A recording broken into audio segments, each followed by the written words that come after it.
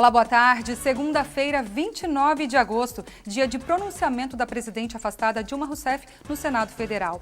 O jornalista Hélio Moura está em Brasília e nos atualiza sobre as principais informações desse momento decisivo no processo de impeachment da presidente. Dilma Rousseff começou a sua defesa às 9h54 desta manhã. Hélio, como está sendo o pronunciamento da Dilma? Boa tarde.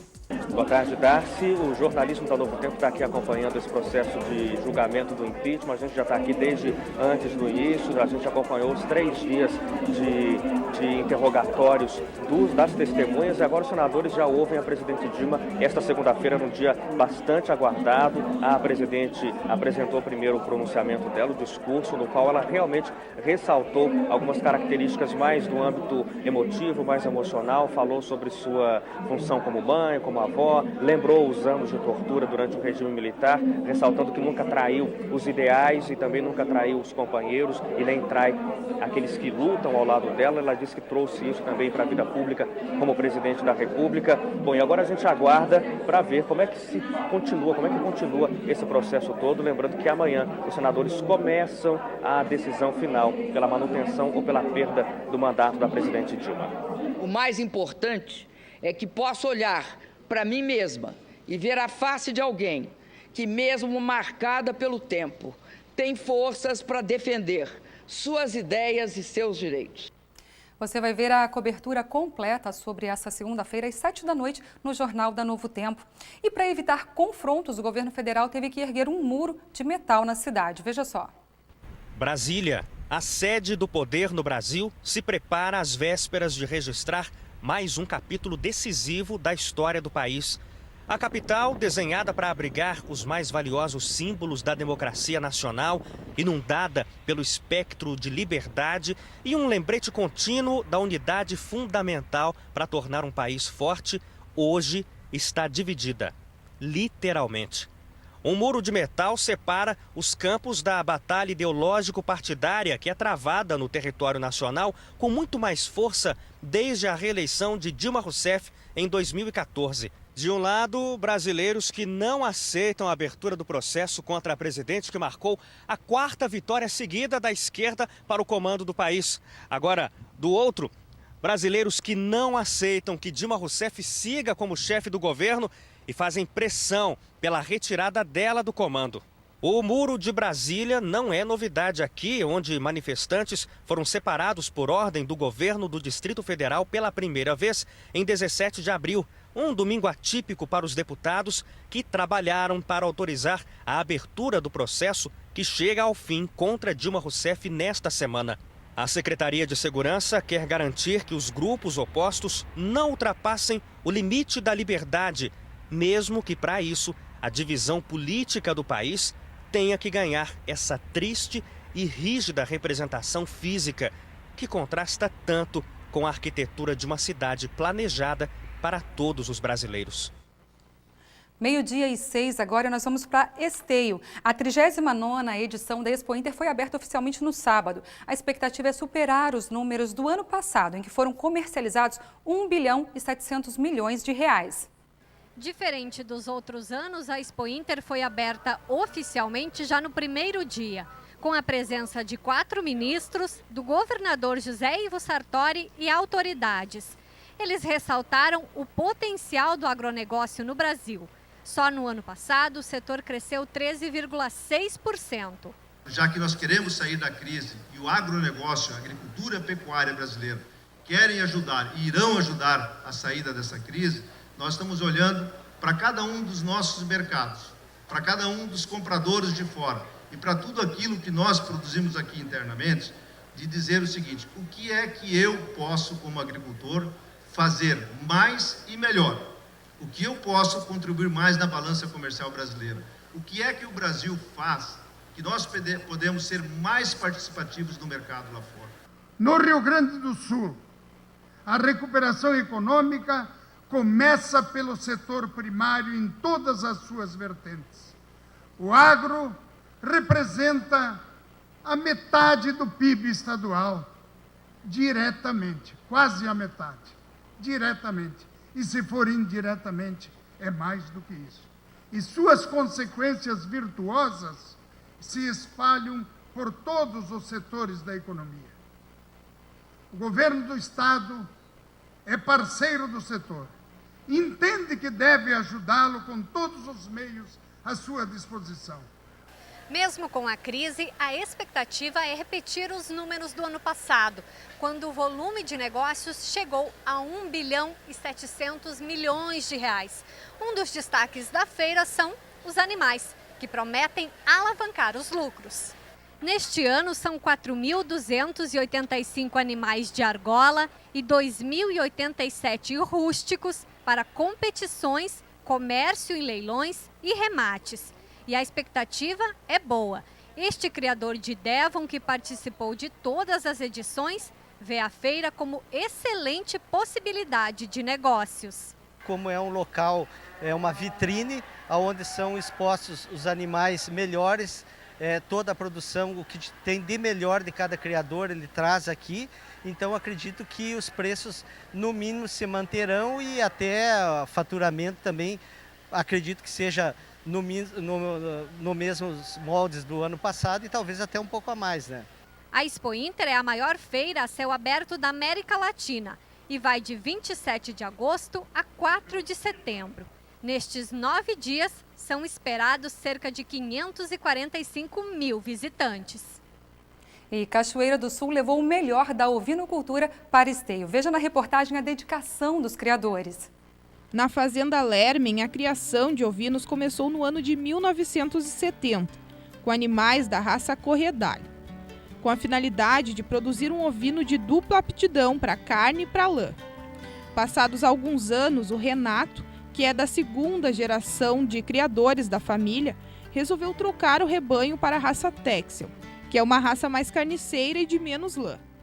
A fazenda está entre as 6 cachoeirenses criadoras da raça nesta competição da Expo Inter. A expectativa sempre é boa, né? Que a gente cuida bastante, capricha nos animais, sempre tenta selecionar os melhores, mas esteio é uma pista muito difícil, tem animais de todo o país, bem dizer. Mas é boa a expectativa, além de que aqui agora em Cachoeira, na última Fenovinos, foi o grande campeão, o Real 411, ele vai estar lá como carneiro. E uma borrega também, a Real 902, eu gosto muito dela, acho que não vão fazer feio. Este é o 23º ano do Valdir na Expo Inter. Na última Fenovinos, a cabanha Pitbull foi grande campeã do Texel naturalmente colorido. E como que se apresenta essa raça e quais as vantagens, assim, o que o senhor vê nesses animais?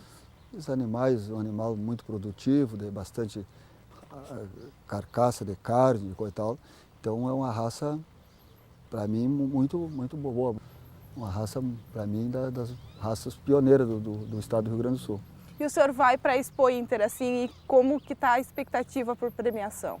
A expectativa é boa, nós temos animais de bastante qualidade, são bem preparados, então temos otimistas para ir bem lá na Expo Inter. 3 animais preparados? Sim, eu estou com 3 animais, as outras cabanhas estão todos os animais preparados para concorrer à premiação lá. 23 animais da raça na competição em esteio, mas a representação cachoeirense não termina aí.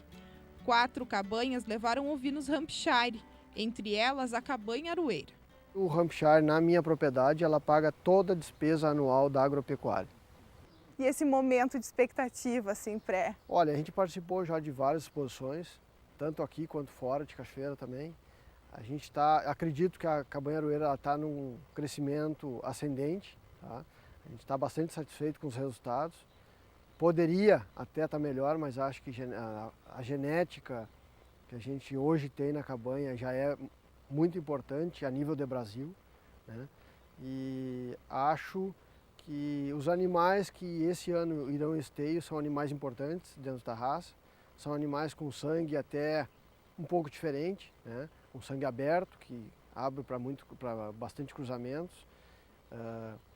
Acredito que vai trazer um resultado bom para a Cachoeira. Dos 36 animais, um da cabanha Capané da raça Ile de France. Para esta zootecnista, os criadores precisam levar em conta o objetivo da criação. O que a gente tem, na verdade, é ainda muita avaliação subjetiva, né? Aspectos morfológicos, essas avaliações visuais dos animais. E é o que principalmente as pessoas se baseiam para selecionar carneiros, né?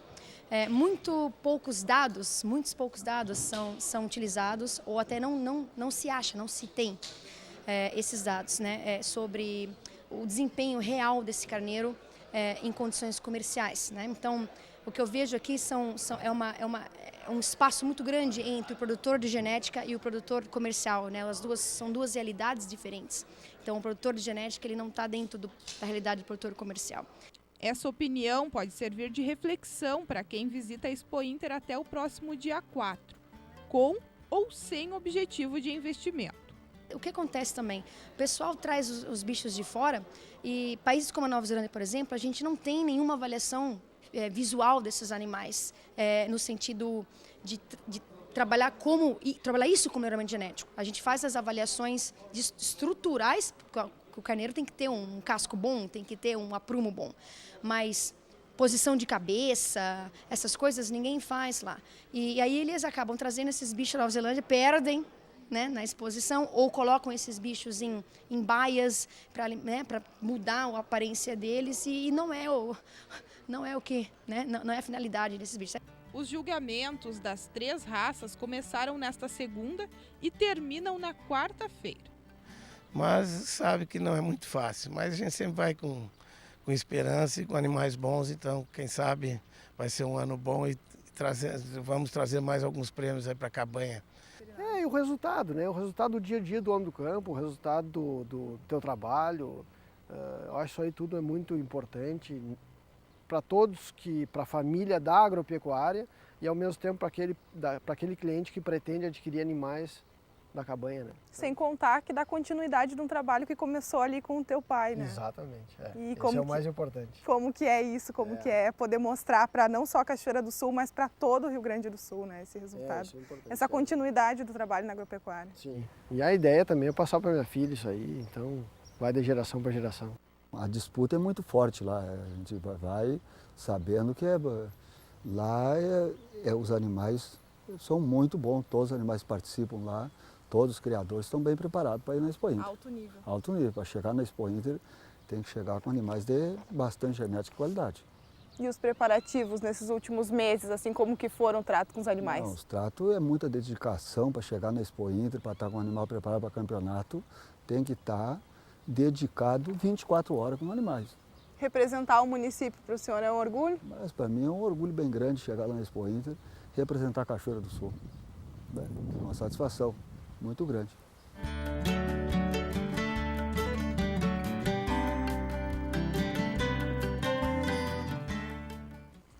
Agora, 12h16, nós vamos para um rápido intervalo e na volta você vai ver. Força Nacional de Segurança chega a Porto Alegre e as regras no trânsito da capital também colaboram para a segurança dos motoristas depois das 10 horas da noite.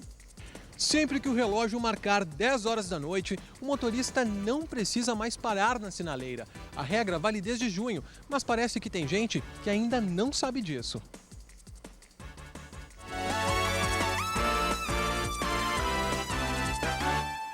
Estamos de volta ao vivo, 12h20 pelo horário de Brasília. E para facilitar a segurança de quem dirige na capital, a empresa pública de transporte e circulação deixou de multar os motoristas que cruzam o sinal vermelho após as 10 horas da noite. Pouca gente sabe, mas a regra já está em vigor há quase 3 meses. O sinal fechado na noite porto-alegrense tem deixado muita gente de cabelo em pé. Segurança, com certeza.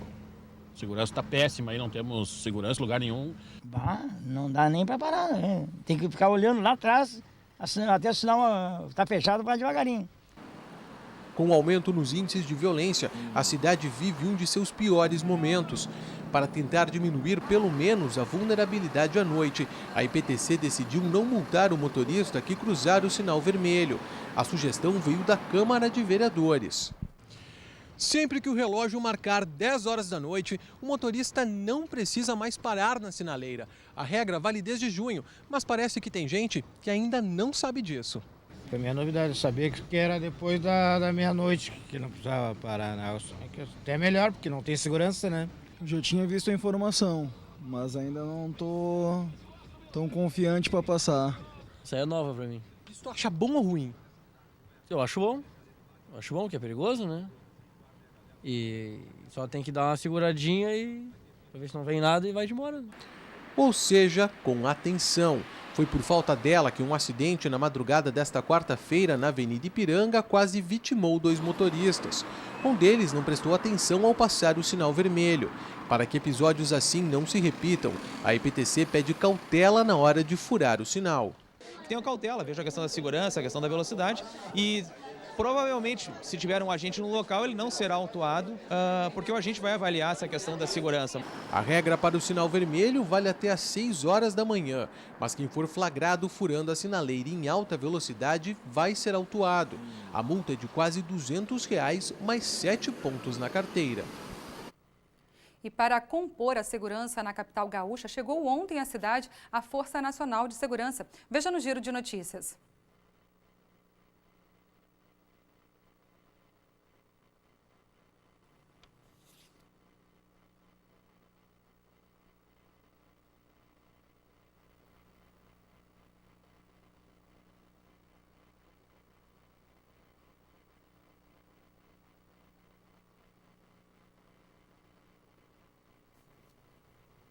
Nós tivemos um probleminha neste áudio, daqui a pouquinho a gente retransmite para você. Nós vamos ao nosso Momento Nutrição com Denise Caspani.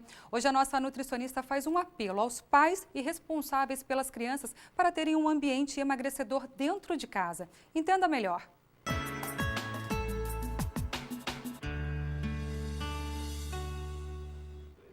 Olá, tudo bem? Ambiente emagrecedor. O que é, afinal, essa expressão? Bem, o que é importante quando alguém quer emagrecer, e eu aqui quero falar especialmente para as crianças e para os adolescentes, na verdade para os adultos sobre as crianças e os adolescentes. Porque engordar ou o excesso de peso é uma consequência de uma situação que é multifatorial. Não é um fator em si que vai fazer uma pessoa engordar. Mas e o adulto, a gente consegue trabalhar melhor isso, orienta, o adulto tem mais consciência do que está acontecendo, está motivado por alguma situação, às vezes por vaidade, outras vezes por necessidade mesmo, já está com alguma consequência do sobrepeso. Então fica um pouquinho mais tranquilo de fazer aquela pessoa compreender a importância de mudar os seus hábitos alimentares. Mas acho muito complicado, e isto é uma situação comum na minha prática clínica, pais, adultos que trazem o problema da criança obesa ou do adolescente obeso e muito comum a cobrança do adulto em relação a essa criança ou adolescente, como se essa pessoinha tivesse responsabilidade total sobre o que aconteceu. E eu sempre digo o seguinte, apesar de ter um aspecto genético que tem que ser considerado, em algumas famílias trazem esse gene da possibilidade de ganhar peso com mais facilidade, sempre tem o componente excesso de comida. Ninguém engorda com vento, ninguém engorda com água. As pessoas aumentam de peso porque estão comendo além do que precisam. Algumas aumentam com mais facilidade do que outras, mas sempre existe sim o componente excesso de comida. E em se tratando de crianças e adolescentes, este excesso de comida é oferecido por alguém.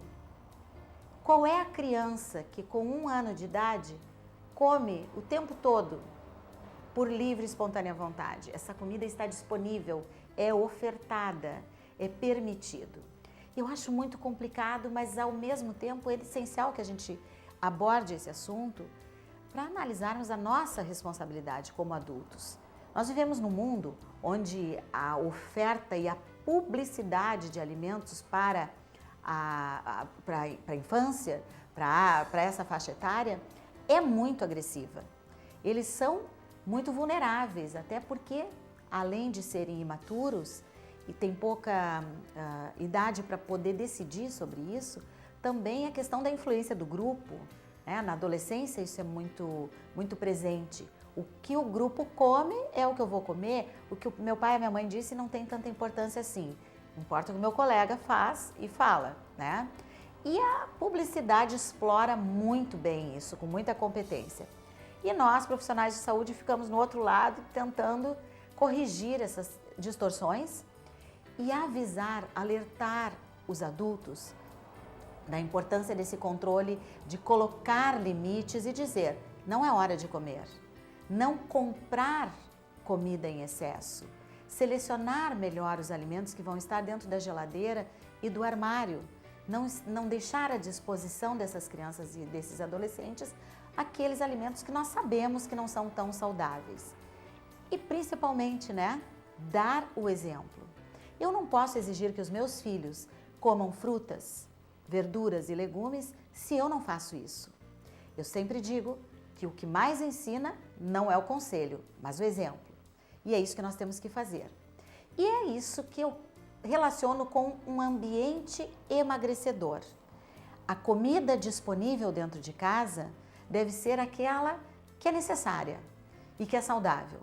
E, eventualmente, é claro que nós não vamos dizer para um adolescente que ele nunca vai fazer um lanche fora de casa, que não vai comer uma pizza ou esses lanches rápidos que eles gostam tanto.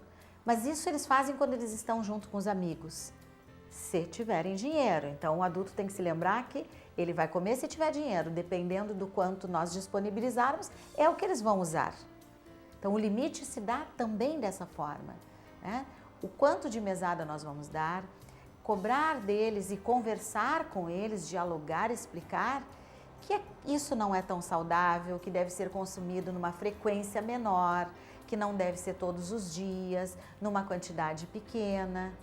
É complicado, com adolescente principalmente, com criança também, explicar, justificar esses limites, mas nós temos que nos impor nesse sentido e sempre dando o exemplo. Isto é o que eu chamo de ambiente emagrecedor. Eu ouço várias mães chegam e dizem, mas quando eu vejo ele já está lá na geladeira pegando um copo de refrigerante. E aí eu pergunto, quem colocou aquele refrigerante lá? Foi ele que comprou? Uma criança de 6 anos, nem trabalha, não tem dinheiro próprio, nem vai às compras. É o adulto que faz isso, né? Então nós temos que ser reflexivos e muito responsáveis com as nossas atitudes, porque os nossos filhos são a consequência dos nossos atos e dos nossos exemplos, ok? Esse é o meu recado de hoje. Uma boa tarde para você e até a próxima semana.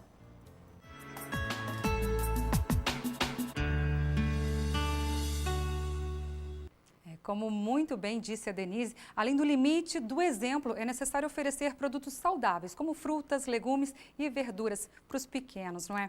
Mas ultimamente está difícil escolher produtos naturais que não estejam cheios de veneno, os agrotóxicos. Uma alternativa é comprar os produtos orgânicos. Hoje, no Dia Nacional de Combate ao Fumo, você vai conhecer uma família que deixou de produzir o fumo para investir numa cultura muito mais saudável e variada. São produtos 100% orgânicos, produzidos com o auxílio do Grupo Folha Verde, de Cachoeira do Sul. A propriedade rural de 15 hectares fica na localidade de Tabuão, no município de Cachoeira do Sul. Moradia e local de trabalho desde que Márcio casou com Denise. Qualidade de vida é que tu produz o teu alimento, né? O alimento para tua família, tu mesmo produz e tá comendo aí coisa saudável, limpo, sem produto químico, sem agrotóxico. Mas essa qualidade de vida foi uma escolha feita em 2014. Márcio plantou arroz durante 7 anos. Conta que acumulou muitas dívidas no período. Em 2007, deixou as lavouras na várzea e partiu para o plantio de fumo. Mais 7 anos de lida com o cultivo convencional e orgânico de tabaco para que começasse a olhar com outros olhos as propriedades do Grupo Folha Verde. Que nem tinha bastante abóbora, essas coisas assim juntas. Mas se dá isso, por que não podemos produzir o resto de alimentação? A gente produzir o próprio alimento orgânico para comer, né? Na propriedade, o casal planeja o futuro da família no campo. Os 2 filhos devem dar continuidade para os investimentos. Cada ano a gente dá um pouquinho de coisa para eles, claro, com a idade deles, eles têm os estudos, têm as coisas, mas com o passar do tempo a gente já vai tendo responsabilidade desde cedo. Tem que colocar a responsabilidade desde criança, né? Que nem a gente foi criado, com responsabilidade desde pequeno. Hora de brincar, hora de estudar. A minha filha mesmo, ela tem notas ótimas. E às vezes as professoras reclamam, porque os pais botam trabalhar em casa. Eu acho que não tem nada a ver. Quando a criança ela é educada e tanto para agricultura, junto com a gente aqui, tipo, eles ajudam a gente nas coisas. Ela tem aula de violão, ela toca violão, as notas dela são ótimas e não interfere em nada no colégio. Mãe coruja da filha com boas notas, trabalhadora rural e artista. A Kate tirou o primeiro lugar na categoria Mirim da última edição do Festival Gaúcho Estadual Estudantil.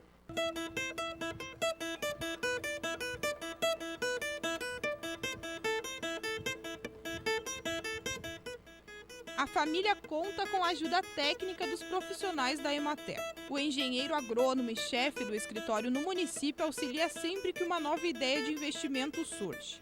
Tanto a gente tenta investir na questão da permanência do homem no campo, do jovem no campo, na sucessão rural, e acreditamos que é justamente seguindo modelos como este que isso pode se tornar viável.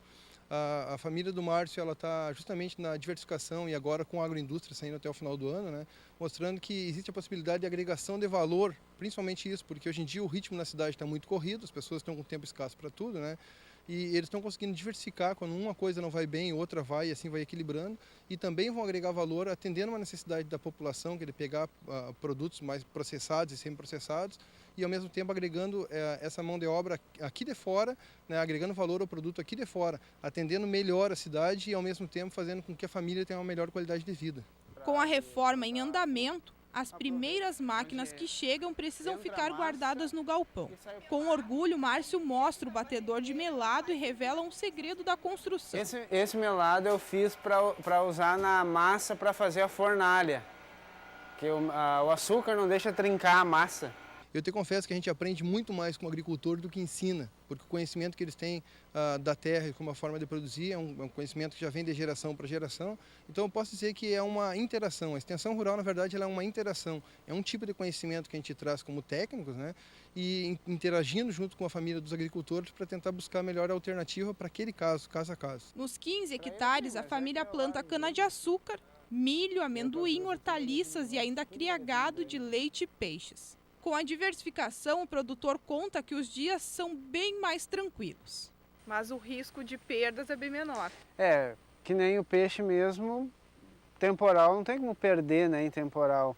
Gado, o fumus temporal fica sem nada, né, perde 100%. Mas isso é o bom da diversificação. Aonde que se perde uma coisa, se tem a outra. O que a gente espera é que eles tenham muito sucesso, como já estão tendo nessa alteração aí, né? E tomara que seja de modelo para outros agricultores também, para que a gente consiga realmente levar alguma melhoria de qualidade de vida.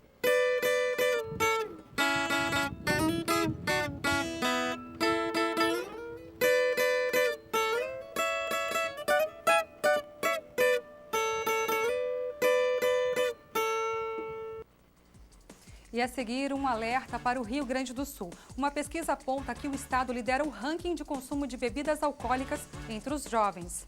Bebidas alcoólicas deveriam vir com bula. Elas matam, por exemplo, por overdose. As pessoas não sabem disso, né? Então, assim, se tu bebe demais, tu pode morrer por overdose.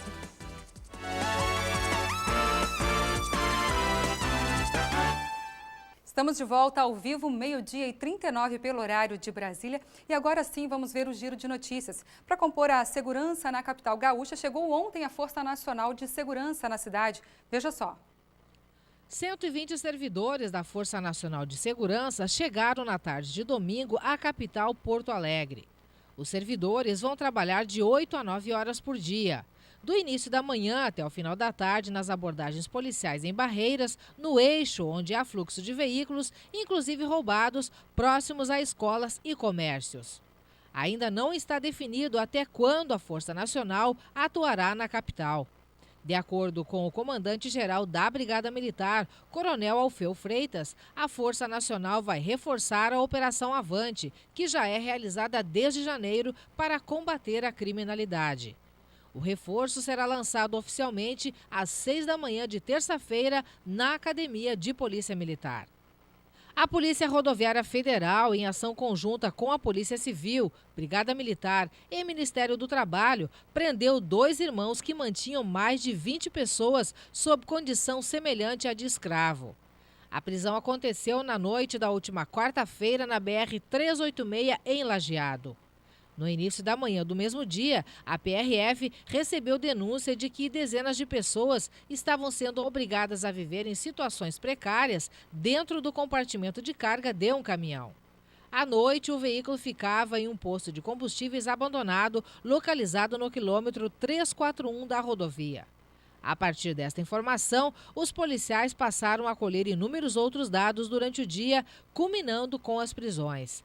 A PRF descobriu que as vítimas, todas da Paraíba, eram obrigadas a vender redes, carteiras e outros objetos em troca apenas de água e comida.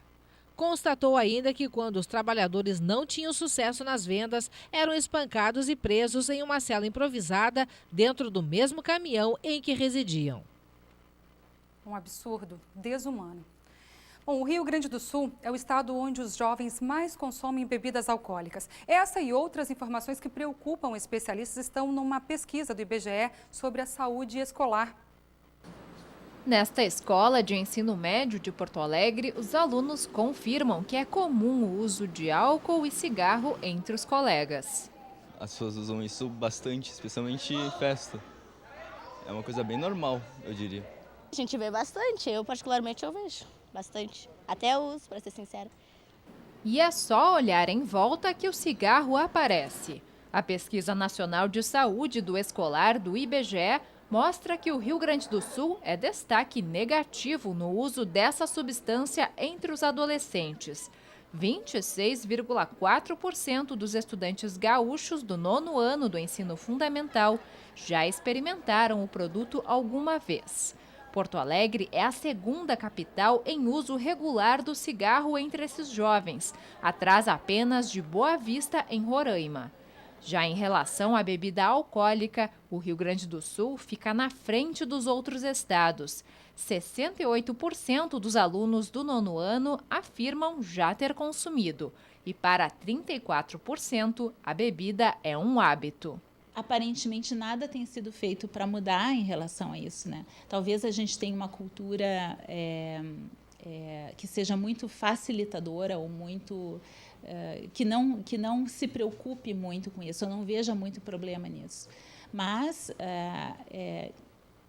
vamos dizer assim, existe um preço por se comportar assim, né? No Rio Grande do Sul, 13,2% dos estudantes do 9º ano já experimentaram drogas ilícitas. Resultado que coloca o estado em segundo lugar no ranking brasileiro, atrás apenas do Distrito Federal. Para a professora de psicologia da URGS, quanto mais cedo acontece o consumo de drogas, cigarros e bebidas, maiores são as consequências. Bebidas alcoólicas deviam vir com bula. Elas matam, por exemplo, por overdose. As pessoas não sabem disso, né? Então, assim, se tu bebe demais, tu pode morrer por overdose. E é um perigo, né? Então, esse é um dos tipos de perigos que existem. Beber e dirigir é um risco muito grande e as pessoas subestimam esse risco, né? Mesmo em Macapá, capital do Amapá, que tem o menor índice de consumo de bebidas entre jovens, 43,5% dos estudantes do 9º ano já experimentaram produtos alcoólicos.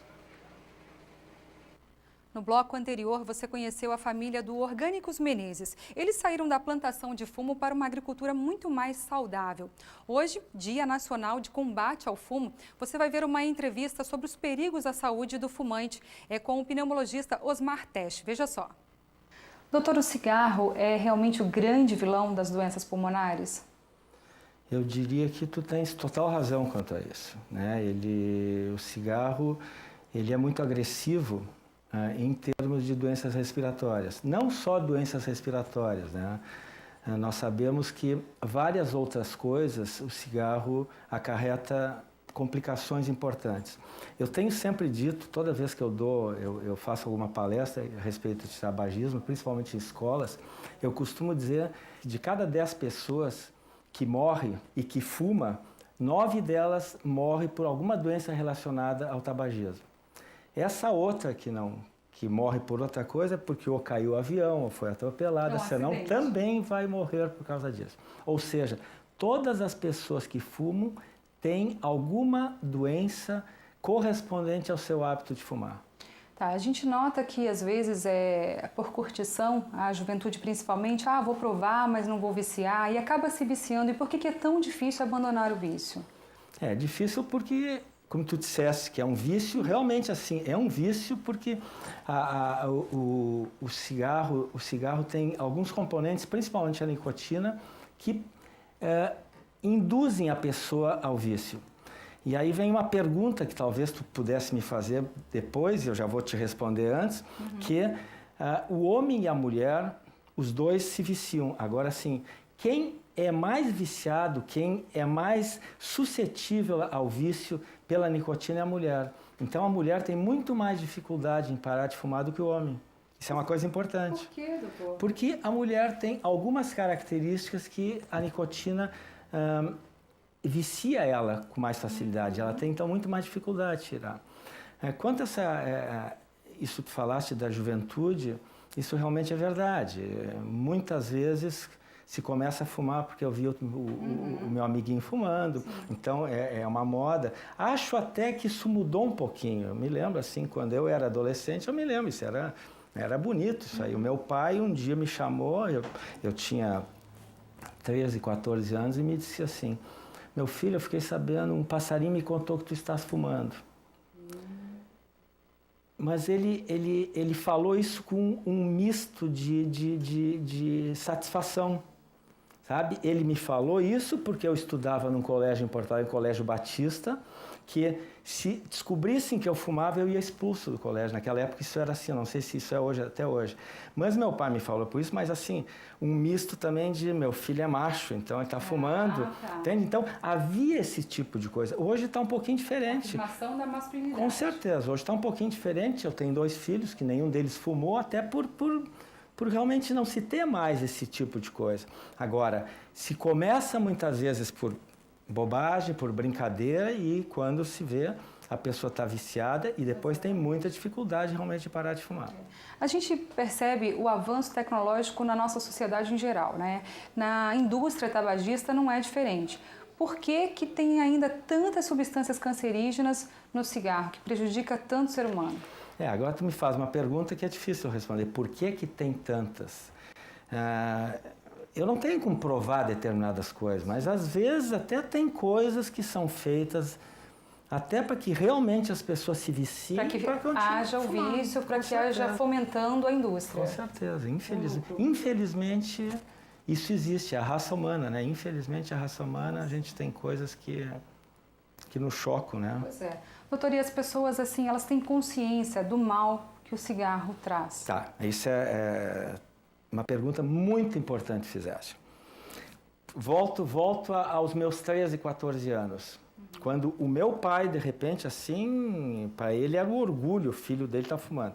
Naquela época não se sabia realmente de tudo que o cigarro acarretava. Hoje todos sabemos. Quer dizer, quem começa a fumar hoje e quem continua fumando sabe que ele vai ter problemas lá adiante, está bem avisado disso. Eu tenho um tipo de conduta agora, quando eu atendo vários pacientes que são tabagistas, mas o senhor não vai brigar comigo porque eu estou fumando? Não vou brigar coisa nenhuma. Cada um sabe o que é melhor para si. Claro. Se fosse há 40 anos atrás, eu tinha que brigar, eu tinha que te explicar. Hoje eu não preciso explicar. Todo mundo sabe hoje o que o cigarro faz. Sim. Então, quem quer fumar hoje sabe o que está fazendo, qual é a consequência que vai ter lá adiante. A informação é globalizada. Completamente. E assim, o senhor nota assim, com experiência clínica e tudo, que esses jovens, eles têm procurado mais em função dos danos causados pelo uso do fumo ou é mais a longo prazo? Como que é isso, doutor? Essas consequências vêm lá adiante ou já na juventude? Isso é outra coisa que se o cigarro, se o dano do cigarro fosse logo ali, né? Então seria mais fácil talvez da gente manipular que não se fumasse ou Mas o problema é justamente esse, que na grande maioria das vezes a pessoa vai ter o dano lá adiante. E tem um problema sério nisso aí, Darcy. Assim, ó, tu sabe que mesmo que a pessoa pare de fumar, digamos assim, tu fumaste 30 anos, e aí tu vem consultar comigo e eu pergunto, vou te perguntar, não, eu fumei 30 anos, mas eu parei já fazem 20 anos. Só que assim, ó, aqueles 30 que tu fumou... A consequência é certa. A consequência é certa. Inclusive, doutor, eu conheço um senhor que hoje deve ter os seus 70 anos, desde os 10 anos de idade, porque antigamente, como o senhor falou, era moda, né? Principalmente um menino fumar desde cedo, né? E aí, mas ele parou, ele fumou cerca de 40 anos e parou há 20, e hoje sofre de enfisema pulmonar, de fraqueza, vive internado, teve agora recentemente um AVC, né? Um infarto. Então, assim, tudo isso pode ser consequência lá de 40 anos? Tudo isso pode ser consequência lá dos 40 anos que ele fumou. Tudo isso. E, infelizmente, não tem nada para oferecer para ele para que se possa melhorar aquilo que ele causou Eu brinco muitas vezes com os pacientes, eu digo assim, sabe o que tu tens? Eu fico me olhando e digo assim, tristezas presentes de alegrias passadas. Ou seja, infelizmente, tu está pagando hoje pelo tempo que tu fumou. Não tem cura. Não tem cura. Não tem cura. Nada que possa tem coisas para amenizar, digamos assim, para amenizar, mas para melhorar o seu quadro respiratório, melhorar os danos que ele causou no pulmão dele, absolutamente não tem. Tem transplante pulmonar que não é oferecido para qualquer um. Tu tens que ter alguns critérios que esses enfisematosos não têm mais, que é a idade, coisas desse tipo. Então, assim, ó, não tem nada para fazer reverter esse quadro. Tem coisas para amenizar. Doutor, se a pessoa é fumante, já está viciada, não tem jeito, mas tem a consciência de que precisa parar. Existe algum método, hoje em dia, método clínico, medicamentoso, que possa trazer uma ajuda para que ela possa parar? Existe. Hoje existe algumas coisas que ajudam, que são tanto medicamentos do ponto de vista para diminuir a ansiedade, porque isso gera muita ansiedade. No momento que tu para de fumar, é um hábito que tu tem, é um vício que tu tem, tu suspende isso gera muita ansiedade. Então tem alguns medicamentos que se usa. Existem medicamentos também à base de nicotina, que são inclusive gomas de mascar, adesivos, coisas desse tipo. Mas essa nicotina não faria mal? Eu te digo que assim, não é o que eu gosto de usar. Né? Eu sempre acho assim, que eu não posso estar usando aquilo que o paciente... que foi o mal do paciente. Mas são correntes que existem. Existem correntes que usam, que acham que realmente isso funciona. Então, existem algumas coisas realmente para se fazer para ajudar. Agora, a coisa mais importante é o paciente querer parar de fumar. Ninguém faz a pessoa parar de fumar no grito ou brigando. Não para. Se realmente ele não tiver a vontade, não sentir a necessidade de parar de fumar... Automotivação é essencial nesse processo. Com certeza. E assim, o profissional médico que seria mais recomendável nessa ajuda seria o pneumologista? Sim, seria o pneumologista, mas qualquer médico que se dispusesse a fazer realmente um trabalho nessa área... E tem um período de abstinência que a pessoa fica naquela fissura? Isso depende de cada um. Eu sei de pacientes assim que resolveram parar de fumar, sair daqui, nunca mais botar cigarro na boca e diz assim, foi a coisa mais fácil do mundo. Eu sei de pacientes que, infelizmente, passam muito mal. E é uma coisa interessante. Interessante assim, o paciente senta aqui, e geralmente vem assim, é um paciente já debilitado, com dificuldades, uma senhora ou um senhor, e às vezes com 3 ou 4 filhos ao lado, que estou dizendo assim, doutor, diga, ele tem que parar de fumar, tem que parar. E eu gosto de, a primeira coisa assim, eu digo, quem mais fuma aqui? E todos fumam. É interessante isso, sabe? Interessante como tu tens a dificuldade do ambiente familiar, que onde o pai e a mãe, ou o pai ou a mãe fumam, que os outros também fumam. Isso é o exemplo e a partir dali é que as coisas... Tá, mas aí no caso pedem para o pai parar de fumar porque teve alguma consequência. Porque teve consequência. Eles acham que não vão ter consequência, ou então eles acham que quando tiver consequência eu vou vir aqui e alguém vai resolver meu problema. Tá. Doutor, a gente tem também a questão não só dos fumantes estarem em família, mas daqueles que não são fumantes, mas acabam sendo fumantes passivos. O prejuízo também é igual? Não é igual. Isso é uma coisa que se bate muito dizendo que é igual. Não é igual. Mas claro que existe prejuízo. Existe prejuízo não só físico, como prejuízo psicológico. Eu acho assim, tu tem que conviver realmente, assim, tu que não fuma, que não gosta disso, ter que conviver com... É muito complicado, mas isso, pelo menos isso parece que está se resolvendo. Cada vez está ficando mais difícil realmente as pessoas fumarem em ambientes fechados, né? Eu gosto de enfatizar isso aí, eu gosto de dizer que essa guerra contra o cigarro no Brasil começou com um ministro da Saúde que não era médico, né, que teve o peito de lutar com isso, eu acho que sabe quem e a partir disso aí realmente as coisas estão indo. Essas campanhas de conscientização, você acha que ajuda bastante nesse processo? Eu acho que ajuda.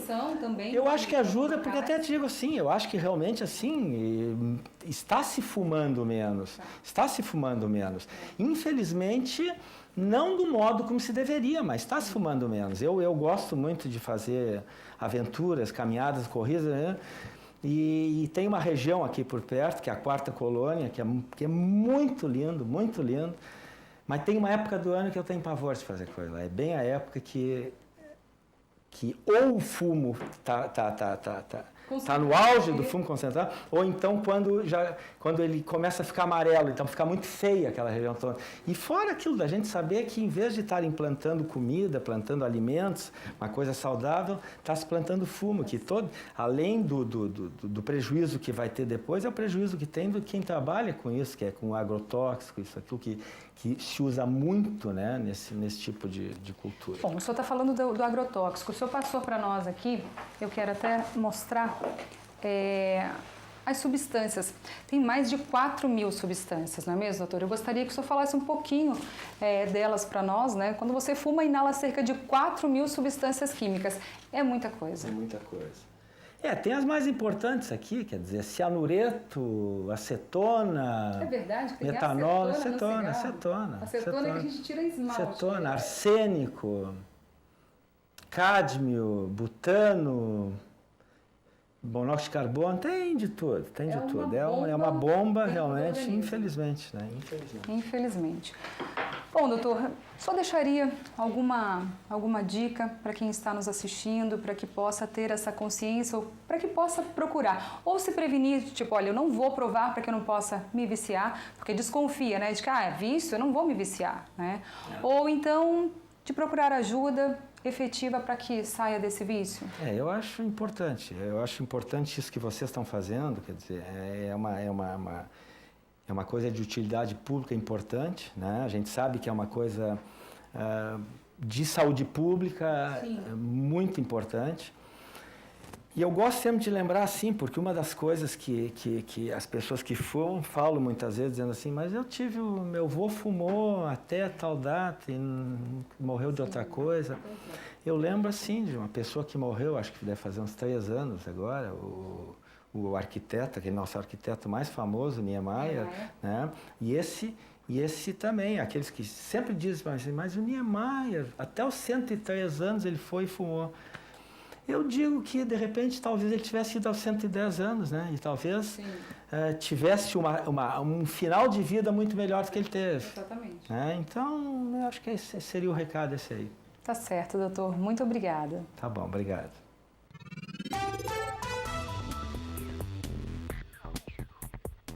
Segunda-feira cinza e com chuva forte em Cachoeira do Sul. São previstas trovoadas agora à tarde e à noite. As temperaturas ficam entre 16 e 19 graus. Amanhã, terça-feira, o dia será de sol e com muitas nuvens. E chuva a qualquer hora do dia. As temperaturas ficam entre 16 e 20 graus. Na quarta-feira, o dia fica também nublado com possibilidade de chuva. Mínima de 16 e máxima de 19 graus. Confira no mapa como fica o tempo. Segunda-feira de tempo instável no Rio Grande do Sul. A nebulosidade predomina no estado com chuva na maior parte do dia. Chove forte em um grande número de cidades. Na capital, Porto Alegre, a máxima prevista é de 19 graus. Em Uruguaiana, na fronteira oeste, 17. Em Passo Fundo, no norte do estado, 19 graus. Em Santa Maria, na região central, 16. Para o litoral norte, Tramandaí e Torres, 22.